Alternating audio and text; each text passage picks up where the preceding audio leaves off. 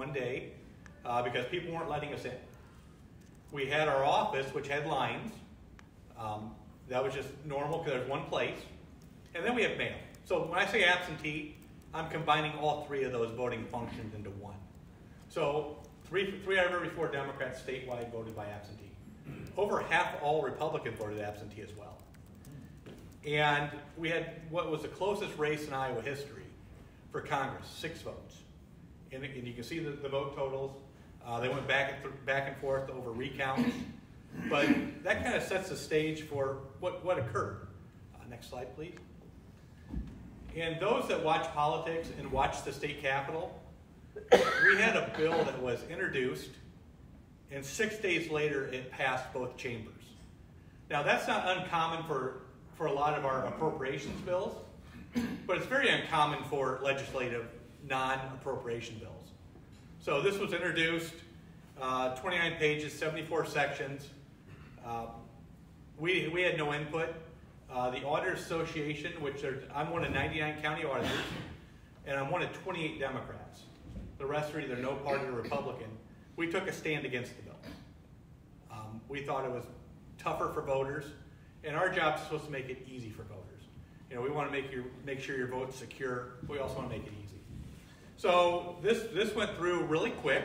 You can see the vote totals there. Next slide. And one of the first things it did was it inactivated over 294,000 people that didn't vote in the 2020 election. Now remember, we had a pandemic, and some people didn't get their mail on in time. Some people wanted to be safe and didn't want to go to the polling sites. So usually when you do legislation, it's not retroactive unless it says it's retroactive. So if we're going to retroactively fix your taxes, it'll say we're retroactively doing this. This wasn't in the bill. However, there was a move by the Secretary of State to inactivate these folks that didn't vote in the 2020 election. Also in this group was 17-year-olds who were ineligible to vote. In Iowa, you can register, back then it was 17 and a half, now it's 17. You couldn't vote in the election, so there was no way you could cast a ballot. And there were a couple hundred of those inactivated. So unfortunately, the legislature had to go back about a month later and fix that. Because it's really hard when you're trying to get people to vote, young people especially, into our process. And the first thing they get from government is one of those, sorry, now you're inactive. These are young people who are going to high school. They don't understand a lot what's going on. So we did reach out to all the high schools. We reached out to them and let them know, hey, this is the opportunity. Re-register. We'll get you back on the rolls. But this happened statewide. Next slide. But probably, we'll kick to the next. Probably the biggest change was on absentee voting. They really went after absentee voting. Again, 1 million people voted absentee safely and securely. They cut how many days you had to request a ballot. So in 2017, you request a ballot anytime. So we had a tickler file. So if you were lucky enough to be a snowbird, not spend your winters in Iowa, you could say, I'd like a ballot. There are certain days we have special elections, and we'd put it in a tickler file. I mean, we weren't talking 1,000. We were talking maybe 10 people that did this. So they changed that in about 2018, 2019 to have it be 120 days. So, 120 days early, you could request a ballot. And we keep those. We set that process up. So they changed it down to 70 days. So the first day you could request a ballot for the 2022 general election was August 30th. If you submitted it prior to August 30th, and we had a lot of people submit them prior, we had to send it back with a note saying, we can't accept it, send it back on this day. Which, a lot of voters, they're trying to do the right thing. They want to make sure their vote counts. So a lot of them were upset about that. And they got rid of what's called pre-filling. So a lot of campaigns and political parties, maybe groups, would pre-fill your name, your address. The one thing they never did was your date of birth. As Byron mentioned, people do get a little upset about that. So you'd have to fill that in on your own. But they got rid of that. So now the only thing that a political party or anyone can do to pre-fill your request is put the date or the type of election. And there's a few types of elections. There's a general election, a primary, special, and city and school. So those are all check boxes.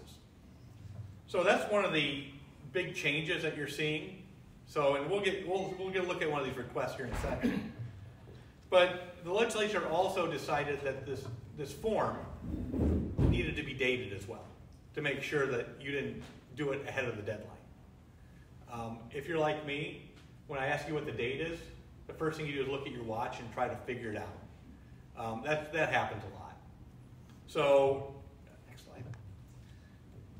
This is what you have to do now, and to get a ballot. Now, you don't have to use the official form.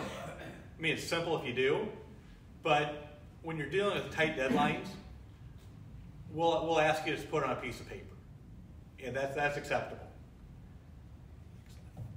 So walking through this is what the official, I apologize, it kind of looks a little funky on the screen. So you do your name, your date of birth, and one of the biggest questions we get is, what's my 4-digit PIN? That's assigned by the state. It's a random 4-digit number. With 320,000 registered voters in Polk County and a random 4-digit, I'm going to tell you, you don't know your PIN number. The only ones that got these originally were folks that didn't have a driver's license. So the voter registration card I send you, you can't use to vote if you have a driver's license, but you can use it to get a driver's license. Really doesn't make a lot of sense. But we've been fighting that for a few years, thinking that everyone should just get a voter PIN card. Let's just make it easy. There seems to be pushback on that, but I share my voter PIN number with 39 people. So I don't know how special that is. But most times you don't know it. If you want a voter PIN card, contact our office, we'll send you one. You can use that as a voter ID as well. So it comes in, it's the only ID that you actually could have, that doesn't have a picture on it. So that's something to keep in mind. But use your driver's license number, and please don't guess on the voter PIN. It's not the last 4 of your Social Security. It's not your favorite number, and it's not your phone number. We get a lot of that. But make sure that, and it sounds a little bit better over here. It explains it a little bit better than it used to. But delays in this is going to cost people. And we'll get into that a little bit later as well. Put down your address. If you want your ballot mailed, if you're vacationing somewhere, you want your ballot mailed somewhere else, fill that next part out as well.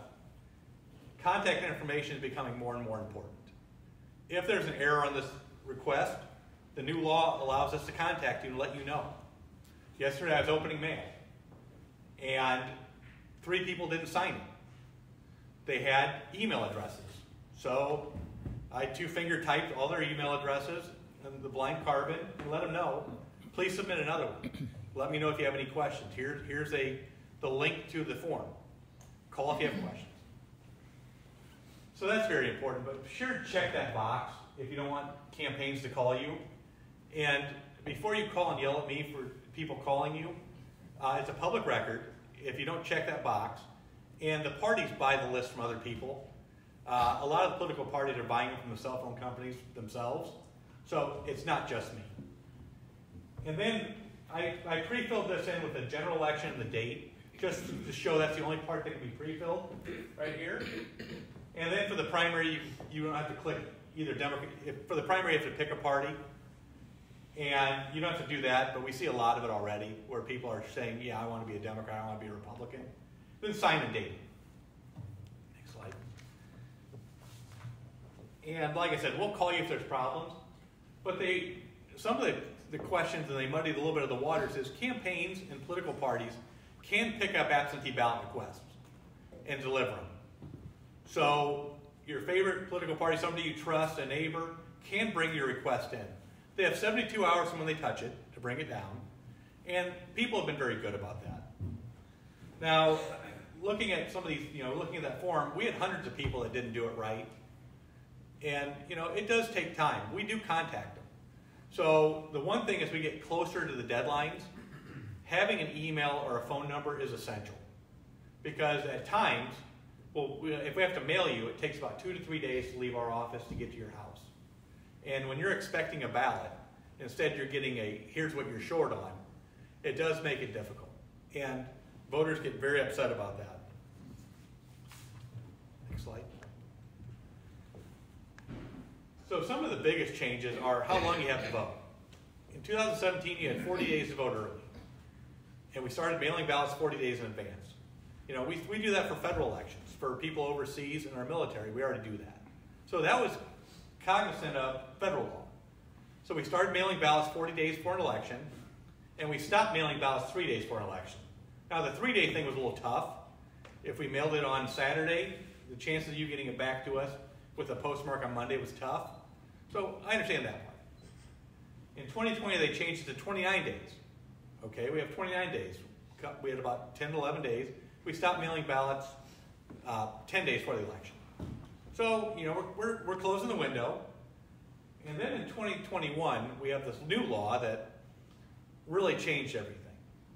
Again, 1 million people voted by absentee in 2020. Next slide. So we start mailing ballots for this election on October 19th. And that's a Wednesday. It's always going to be a Wednesday. And we stop mailing ballots on October 24th. Folks, that's 4 business days. 4 business days we're mailing ballots. So that's a stress on our office, which we're happy to accept. But as you get towards the end of October, and the deadline to request a ballot is the 24th. You have to physically have your request into our office. If there's errors, and we don't have a phone number or an email to get a hold of you, instead of getting a ballot, you're going to get a letter saying we can't send you a ballot. And that happened in the 2021 City and School to a number of people, including a disabled military veteran. So, but I'm not trying to talk you out of voting early. There are options you have. So say you get a ballot, the deadline passes, you don't want to vote it, you can come to our office and vote, you can go to a satellite and vote, or you can vote at the polls. So just because you have a ballot that is unvoted, you lost it. You know, we used to get a lot of mail, and we put it all in piles, and it ends up in the recycling. It's not the end of the world for us. We can help you. Next slide, please. So some of the impact, and I won't go through this because I know we're a little bit short on time, is what's happened. So moving the deadline by just those few days is affecting real people. So in the November election, City and School, 193 people missed the deadline by the 4 days or less. So I'm not even talking about people that came after that. Over half of them, almost half didn't vote. So these folks were counting on absentee vote. And the one thing you don't hear a lot of talk about is the deadlines. You know, you see it in the paper maybe once every couple months, but when you're young or old, or don't read the paper, you don't really see a lot of this. So we had a special election in Ankeny, Clive, and Mitchellville. 112 voters missed. We had a 20 vote difference in Ankeny. Could have made the difference. Might have, might not have. 2/3 of those people didn't vote. And this was a special election where in special elections you really have to be paying attention. You have to know what's going on. These don't get a lot of news play. You know, the political parties don't show up to your house usually for a special election. And then most recently in the June election, we had 67 people of the 162 that were late by 4 days or less that didn't vote. And, you know, you can kind of say, well, you know, the other opportunities. Well, some didn't. You know, some may live alone, may not have, you know, a car, may have health issues. So these are people's real votes. This isn't just a bunch of numbers on a piece of paper. These are people that missed. And trust me, when they got the letter, they called. A lot of them called very angry. And we do have curbside voting in Iowa. So you can go to your polling site and call us and we can send 2 people out. We did a lot of that during COVID. But, you know, when you try to explain it, they don't want to hear it. You know, they're upset. Next slide. They also changed who can return your ballot and when it can be returned. So in Iowa, we've always had the postmark the Monday before. We had a very close race about 3-4 years ago in northeast Iowa where we used required something called intelligent mail. Now in Polk County, we work with the post office. I'm already working with them.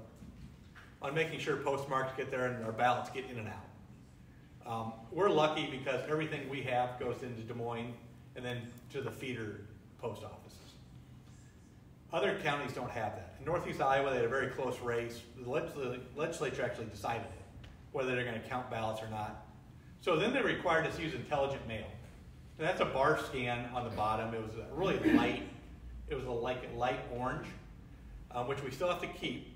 We have to put on there. It's about 2 cents per envelope, which, you know, everybody says 2 cents. Well, when you're doing hundreds of thousands, that does add up.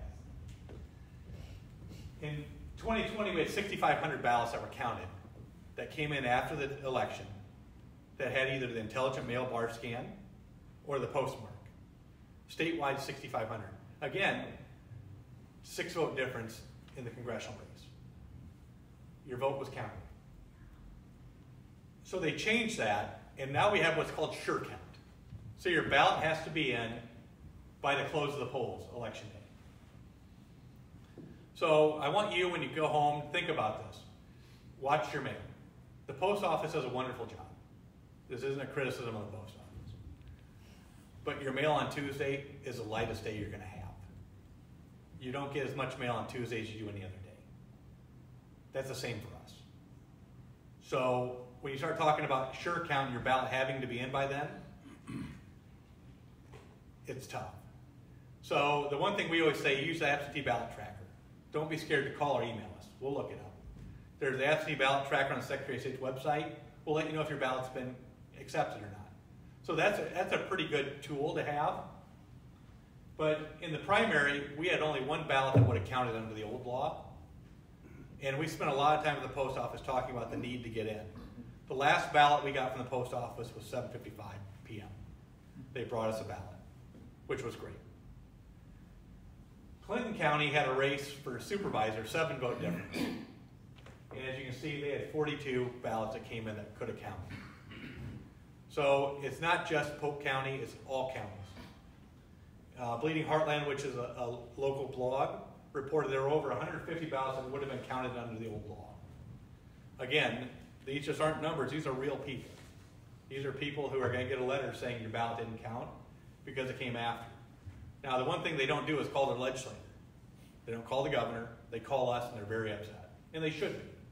So we try to help them for the future, but the law is the law, we have to follow it. Next slide. So they also changed who can return your ballot. So I may trust Byron to go get my meds at the pharmacy, and I can do that. But I can't trust Byron unless he's within 4th degree of me to take my ballot in. So the only people that can return the ballot are the voter, someone living in your household, immediate family member. That goes to 4th degree, so that's like great-great-grandparents, cousins. So there is some window. Special precinct election officials, those are people I assign, and they're only for people that are in like nursing homes and healthcare facilities that are qualified. And that's a Democrat and Republican, or a delivery agent if you're blind or disabled. The one thing we haven't defined yet is what's disabled. I'm sure disabled means different to me than it does to you. So we're still waiting for those administrative rules. And then they said who can't be a delivery agent. Delivery agent can't be, so they defined who it can't be, but not what the reasons are. The voter's employer or agent of the employer, an officer or agent of your union, or an actual or implied agent of a political party, a candidate, or a committee. So I'm not sure who can be a delivery agent. Next slide. So one thing we did in Polk County is we're allowed to have one drop box. Every county is allowed to have a drop box. Now, anyone that's been to my office, been downtown, understands that's kind of a exciting district at night. So there's no way I can have a mailbox out in front of my office. Zero chance of success on that. So we actually bored a hole into the wall and have a drop box. It only can be used for 20 days. So right now when you go, it's closed. It's locked. And you can only put ballots in it. You can't put voter registrations, you can't put absentee ballot requests, only ballots. Now, that doesn't make a lot of sense. So what people do is they put their ballot in the drop box and they're starting to put stuff between our doors and shove it in the doors. So that does count. But it also has to be closed. We have to check it 4 times a day. And we have more cameras on that than they probably have at Fort Knox. So, and we don't have the cameras, we have the cameras that are really close in to make sure that if the Secretary of State or the Attorney General or the county attorney want to see it, they have it. We have to keep these records for 22 months. For a general and primary, 6 months for city and school.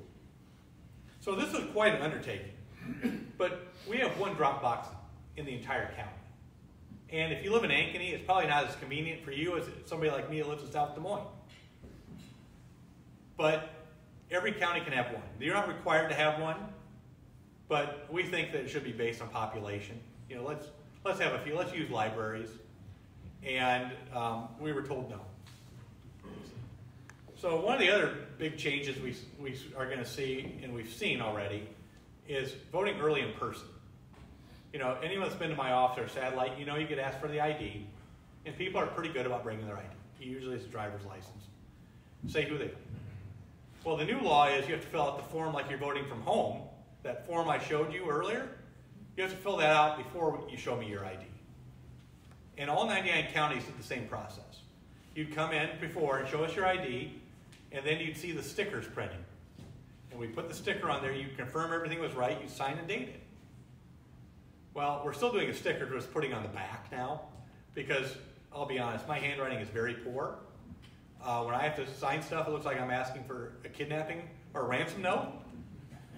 But if I get quick, you can't read it. 2s and 3s look the same. So you're going to have to fill that out ahead of time. And that's going to cause a line. It just is. And there's really not a lot we can do about it. We have talked to the legislature about changing it. They really didn't seem to be very interested in hearing from us last year. Next. So one of the other notable changes is we actually close the polling sites now at 8 o'clock. Before sitting in schools were 8, primary and generals, if there's a legislative or congressional candidate, 9 o'clock. We had some of the longest hours to vote, which was great. So in 2020, we had over 1,000 people vote that last hour.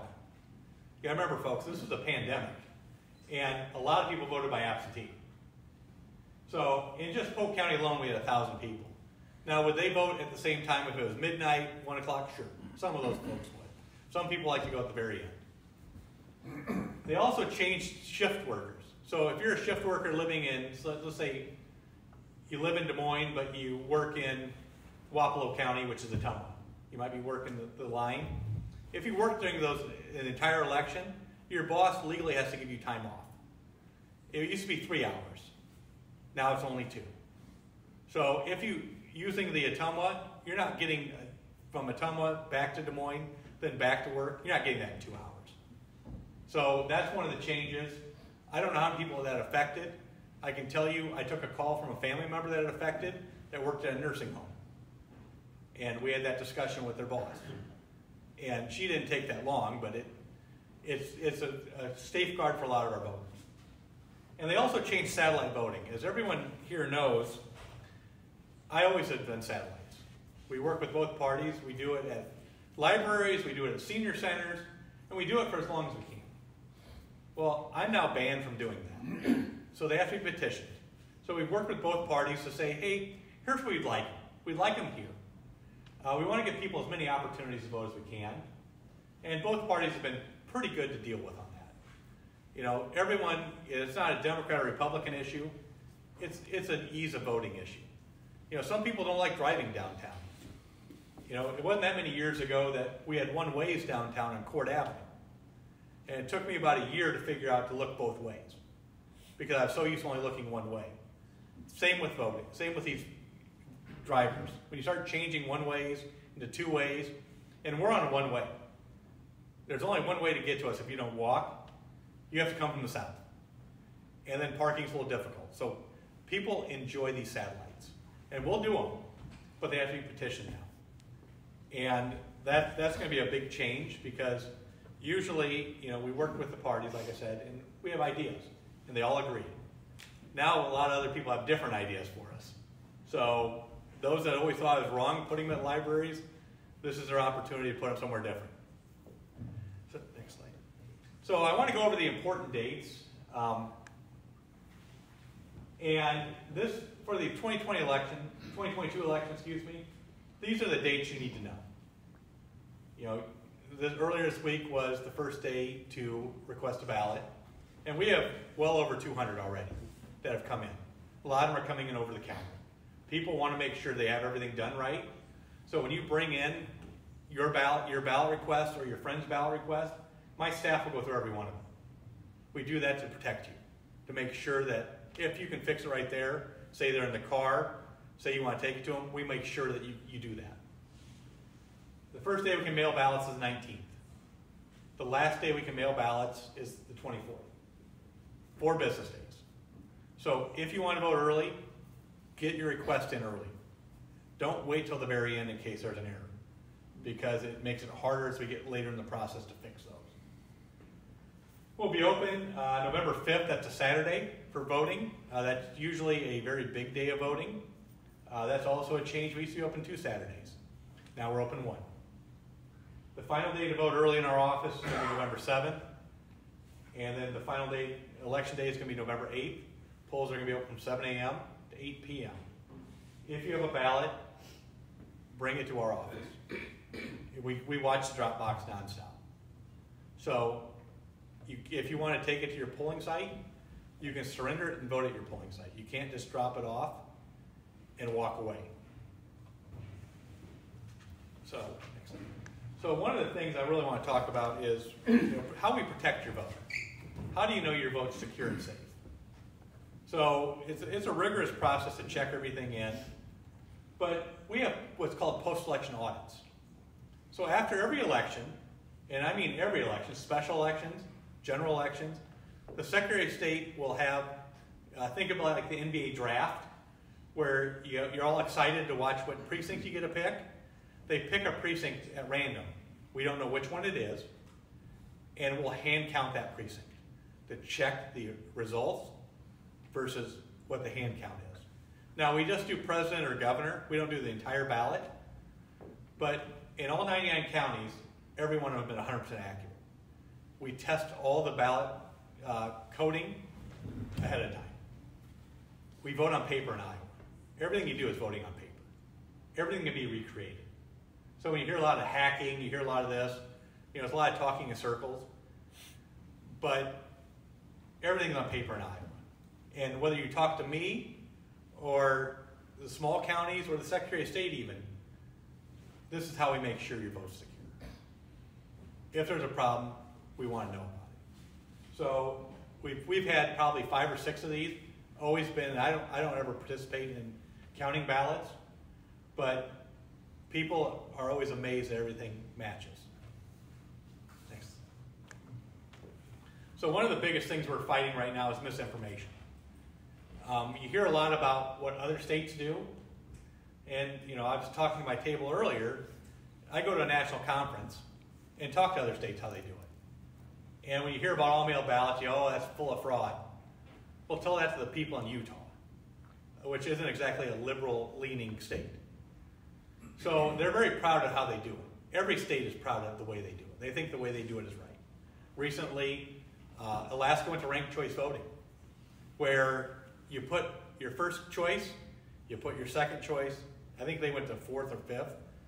So you go through, and I've seen the ballot, and it's not really that complicated.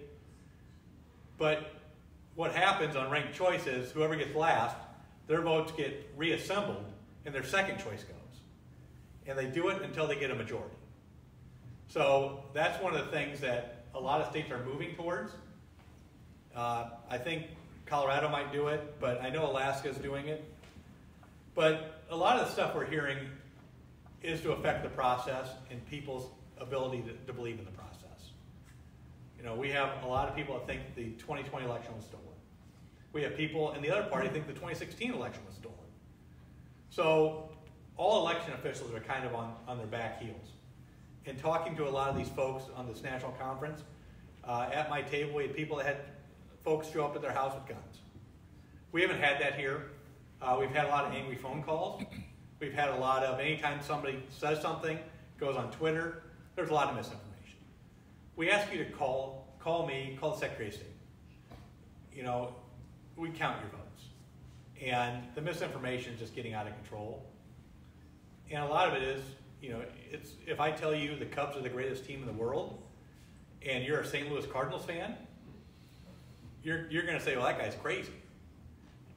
And that's what you're seeing a lot. You're seeing a lot of talking in circles, using other states over the top of what we do. And we have the protections here. Earlier I was talking about if you die in Iowa and you vote by absentee, if you die before Election Day, we have to go get your ballot. And I've had to sort through and find ballots before. And that's not a fun process, but that's the law. But you hear a lot of, oh, these people in Chicago, dead people. I don't know what their laws are, but I know what ours are. That you have to be alive on Election Day to have your vote count. And, you know, you're starting to look at attacking the process. So in Kansas, they had, for lack of a better thing, a row on the ballot. Huge victory for those that support choice. They've done recounts and recounts and recounts on this. Nothing's changing. But in Kansas, you have to pay for the recount. So they paid $120,000 for these recounts. And what they're doing is putting the air of doubt in people's mind. You know, we've done recounts for one vote. We've had tie votes. We've picked names out of a hat for winners. And we've had ones that were substantially higher. They've always come out okay. 6-vote difference in 2020. Recounts in 29 counties. You know, I don't know how much safer it can be. So with that, I'll close. At the very last slide, I have my contact information, my work number, and email. If you have any questions or concerns, you hear something, please let us know. If you see something on the polling site, please call us. Don't take me to Twitter court right away. I want to at least be able to explain what's going on. But in some of the changes are that I didn't talk about affect only me and other county auditors. We can be prosecuted for not following the law. Now, it's egregiously not following the law. This isn't I make an error and I credit John instead of Matt on the voter card. That's not what this is. It's egregiously not following the law. But you hear quite a bit about that. So if you see something, say something. But please call our office to let us know so we can go out. Now, we do have rovers at our polling sites. So I have my personal staff in my office, my GIS, central accounting, tax folks, go out on election day to make sure all the polling sites are set up correctly and that everything's okay. You're always going to find an overzealous person. Now, you can wear a campaign shirt in to vote. You can't wear a campaign shirt all day to poll watch. We had recently, in the primary, we had somebody get real excited and park their car in the handicap spot, even though they weren't handicapped, with a sticker, with a vote for these candidates. And we'll remove the car. I mean, so if we hear about it, we'll take care of it. But we ask for your help in that. You know, I can't help you after the election. That you had a problem, I mean, I want to hear about it, obviously. But if you have a problem on election day, I want to hear about it. We have iPads at all our polling sites. Every voter is treated the same. You could ask the same question that everyone else does. So there is no, they looked at my ID longer, they did this, they didn't ask this person questions. Everyone has walked through a process. So my good friend Ryan Crane, who can't be here today, is a poll worker for me. And he's done it a great job. So these poll workers aren't political plants by either party. These are your neighbors. These are your friends. They have no nefarious things set up. But sometimes there could be an issue, so we ask you to call us. So with that, I'd be happy to take any questions if I have time. Yes, sir. I have a question about polling sites. In my precinct, it has always been in the southeast corner of the precinct at Roosevelt High School. But recently, it was moved to the northwest corner at 63rd and University at a Methodist church. When I went there for the last election, I didn't realize my mistake, but it had been moved back to Roosevelt.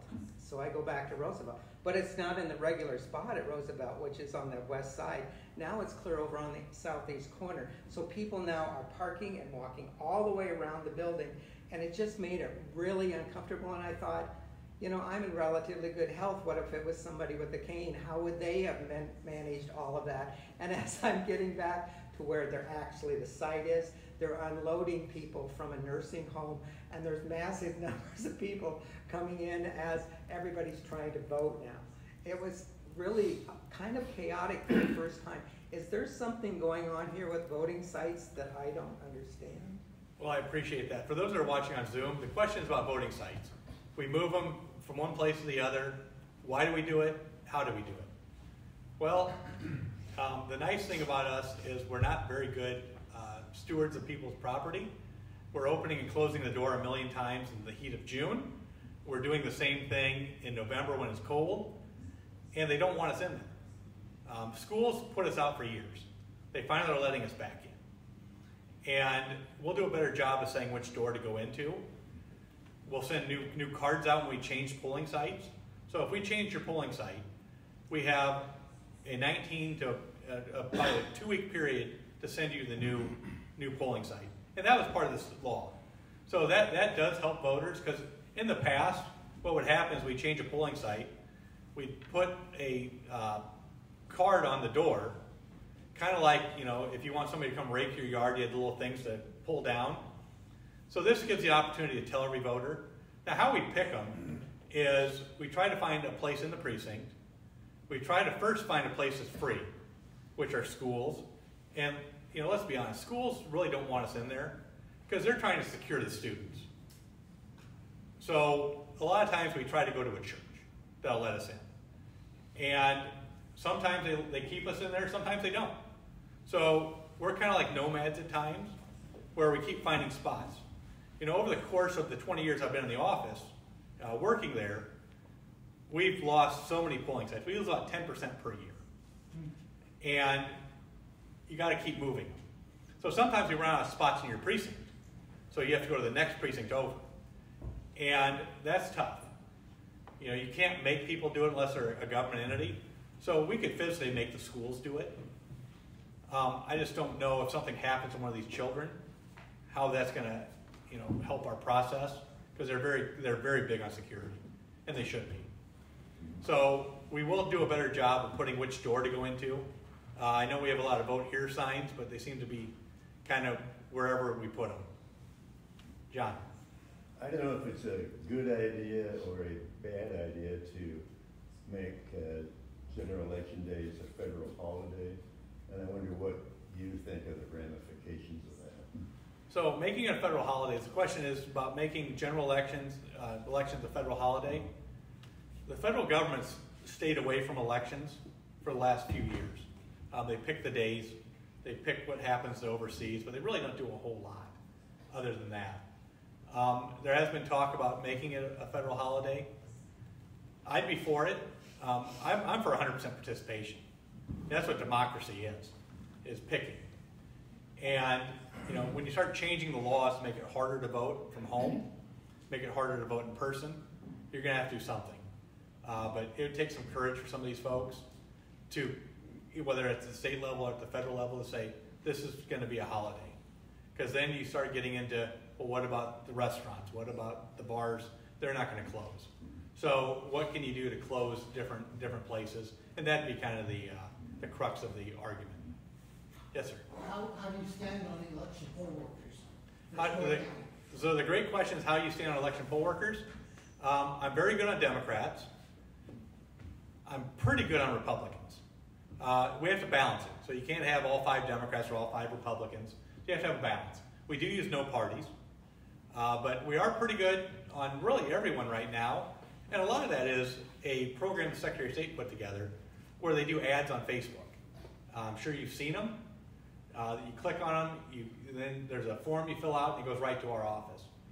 In smaller counties, if they're liberal counties, they have a problem getting conservatives. If they're a conservative county, they have a problem getting liberals. So some counties are really struggling. We're right now on target. We're well advanced in what we've done in years past. But if you want to be one, sign up. We have kind of a queue, because there are people that, as you get closer to the election, decide, maybe this isn't for me. It's a long day. We don't split the day up. You got to be there at 6 a.m. and you usually leave about 9 p.m. now.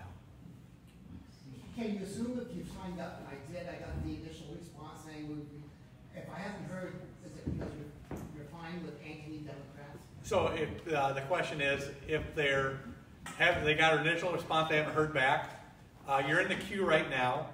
I know my staff is going through and trying to figure out, making sure they have enough Republicans and Democrats and everyone, but your name hasn't gone away. So you could get a call, a week before the election to come in for training. So we'd ask you to take our calls. Ours are always a 286 number. Yes, sir. So the primaries just finished up, and some of the frightening things are the election deniers that are winning Secretary of State primaries. So if they were to win the election, what laws are in place to keep them from just denying what happened and flipping the election to whatever they want it to be? So the question is about election deniers winning Secretary of State offices in other states and the ramifications. They could be great. I mean, your Secretary of State is the top election person in your state. They're the ones that at times do the administrative rules. They're the ones that propose legislation. And they're the ones that people listen to on elections. There's only so many people I can talk to. They have a huge mouthpiece and talk to a lot of folks. So I think we are in a dangerous situation. But a lot of them probably just don't understand exactly what they're talking about yet. They hear a lot of talking points. I don't want to besmirch politicians or elected officials. Sometimes you'll say anything to get elected. And some of these folks, I hope, are saying everything to try to get elected. But when you're in control of the one right that we have, that all other rights are based off of, we'd like you to be honest and accurate about it. And, to be clear, we don't set the laws. I have to follow every one of these laws. I might not like any of them, but we follow them. Same with the Secretary of State. They might not like any of the laws that were passed, but they have to follow them. And that's the same way in every state. So other than having a lot of outside noise they're going to bring, we hope nothing else changes. Because once you feel like your vote's been compromised, it makes it hard for all your other rights that are based on those to feel good about. Jonathan.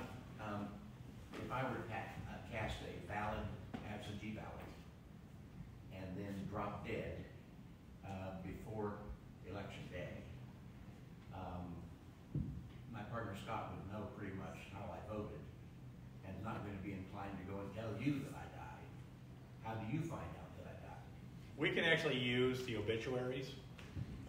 If you die in Polk County, it takes about 2 days for me to know through the recorder.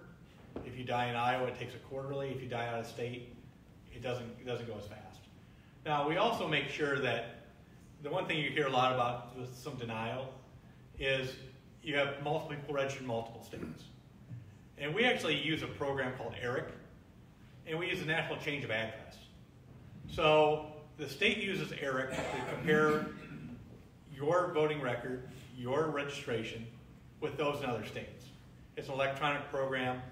I think about 30 to 35 states use it to check, to make sure. And then we'll send you a card saying, hey, we see you're registered in Alabama and Iowa. Which one do you live in? So we do that, and you're hearing a lot more about that. Yesterday I was contacted by the media about there's registration challenges going on right now. So the registration challenges are, people are challenging that you don't live there. In Lynn County alone, there were 119 yesterday. In Blackhawk County, there are 350. We haven't had any yet, but we're going to get them. Where people say, you don't live where you say you live. And that's the next phase of what we're doing. That's what we're going to see. And to be clear, most of these people are inactive already, where they haven't voted. They probably are coming off the roll soon. If you miss 2 general elections, you're going to be off the voter rolls. After you miss the second one, you'll be canceled.